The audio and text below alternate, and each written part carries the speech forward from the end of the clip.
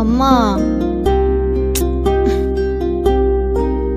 అమ్మా నేను చెప్పేది ఒకసారి వినమ్మా.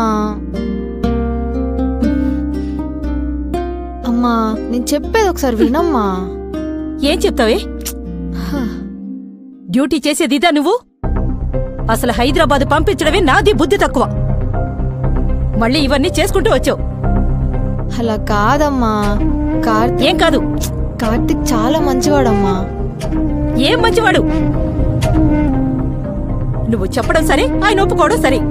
అమ్మా నాన్న సరే చెప్పినా నాకు నీ యాక్సెప్టెన్స్ ఇంపార్టెంట్ అమ్మా. అలా కాదమ్మా. అమ్మా రే బంధువులకేం సమాధానం చెప్తావు చెప్పు. అమ్మా బంధువుల గురించి కాదు, అవన్నీ పక్కన పెట్టు. నాకు నువ్వు ఒప్పుకుంటే చాలమ్మా.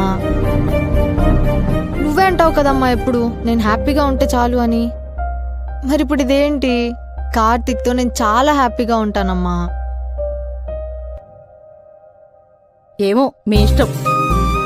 నీ హ్యాపీనెస్సేగా నేను కోరుకునేది. లవ్ యూ అమ్మా.